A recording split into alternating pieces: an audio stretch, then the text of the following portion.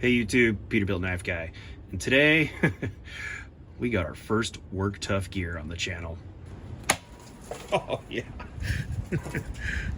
that's freaking awesome. That is correct. We have a Work Tuff Gear on Peterbilt Knife Guy's channel.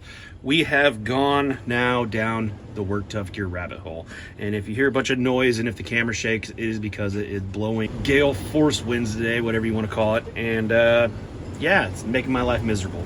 But we have a problem here, and it's something that we can solve like that. Shout out to Scab, Choir Boys Outdoors, for hooking me up with the Work Tuff Gear and this sweet mat. Awesome background. Thanks, brother. This is the Work Tuff Gear Wolverine. Now, I've always been wanting to get a hold of a Work Tuff Gear knife, and if you've tried, sometimes it's harder than others, especially on certain knives.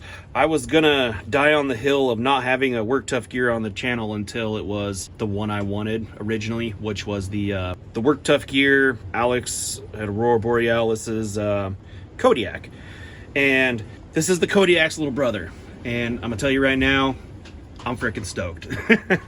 This thing's awesome. I mean, I've admired Work Tuff Gear now from afar, just because I haven't been able to get my hands on one. But now that I have my hands on one, I can see what people have been talking about. It is super, super comfortable. The camera isn't going to do it justice. The fit and finish is awesome. Palm swell, the most comfortable knife I have held in my hand yet. Excuse my leather dyed hands. I had to make a leather backer today. Yeah, so what do we got here? We are looking at 6.5 inches of blade. We have 11 and just a hair over 11.5 inches of overall. Your inner grip is very generous, about 4 inches, and your handle is about 5. So that's that. It does have a 3/16 inch spine, which is awesome. It is pretty thick. Excellent tip. You can't tell because the camera sucks right now, but the grind lines are perfect. There's nothing wrong with it. Even in here, the grind lines are freaking awesome. These things came razor sharp out of the box. This is a brand new knife that he sent me, and so it's never been used. That's probably the first piece of paper it's ever cut, but I mean, that's a factory edge. Scab's not lying when he says these things come in super sharp. Yeah, I'm freaking stoked on this, and I wish I could do more today in this video, but it's just storming really hard outside.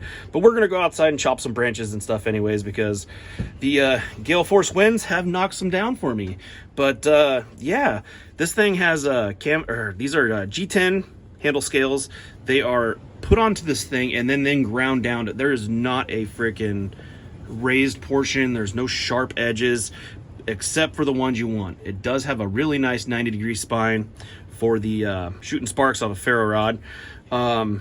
Yeah, I'm freaking digging this, and I've been really wanting the Kodiak. Haven't been able to get my hands on it, but let's take a peek at a couple other knives for size comparison. This is the Architect Knives AK 6.5. If I can get this on here. This is the 5.5. If I can get that on there. And just for fun, we're gonna throw in the ZT 0006. 3 of these knives are in 3V. This is SK85. SK85 is a Japanese steel. It is an excellent, tough steel with good edge retention. It's carbon steel, so it will rust. The blade is uncoated, but it has like a tumble finish. I don't know if you can see that. Pretty freaking awesome. I love the depth on this blade.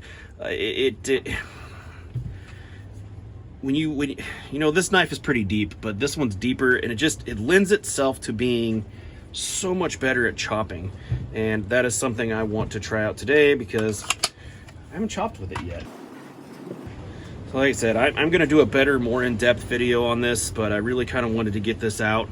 I'm stoked about having it. Another thing it does have the Frank at What's the Point EDC calls it the hog nose, where your lanyard is hidden, which is freaking awesome. The sheath is freaking awesome. It's just a plain Jane Kydex sheath, but that's what I like. I don't need bells and whistles. It works good. It has fantastic retention. There's no rattle on here at all. I mean, you probably hear this, but no rattle at all. Mine didn't come with a backer, so I made a leather backer. That's why my hands are covered in freaking stain. But I made a leather backer that you could also put a tech lock or something on if you wanted to, with the belt loop. Just because, you know, I have nothing else better to do on a raining, boring day. Sweet mat, sweet knife. Let's go out in this weather and chop something.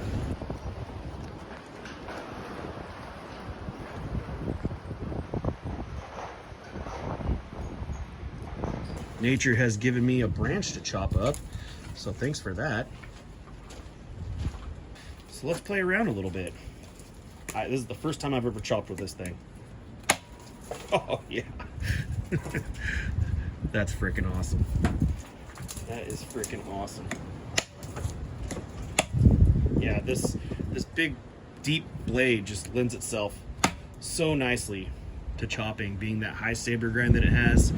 If the camera blows around, it's because the wind is crazy, 50 miles an hour, gusts, which sucks a lot. Let's see if we can get this thing out there.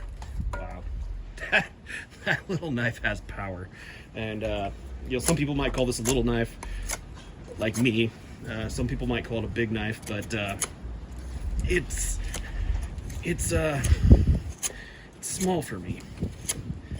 Man, it's just biting right into that branch. And those knots. Come on. Ah. So Work Tuff Gear does a it's like a convex primary grind on there. Now it's starting to rain a little bit. I don't know if you can see that. It lends itself to being a strong edge and a good sharp edge, and it bites really good into wood. Everybody loves Scandi grinds for wood, but I mean, the convex, in my opinion, is more of a durable all-around edge. Come on. There we go. Let's see here. Yeah, this thing just freaking awesome.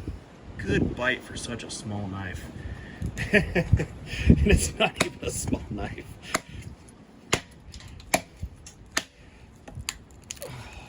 Look at that. That is freaking awesome. Freaking awesome. I'm just barely flicking my wrist. If I really wanted to power down on it, I could, but just giving it little pops. Freaking awesome stuff. Now, when I got my Architect knives 5.5, I was really stoked. Go to start my fire, and you know, it feather sticked okay, but then I tried it with this one. It really did bite in so much better than my camera work is. But anyways, let's get back inside. It's miserable out here.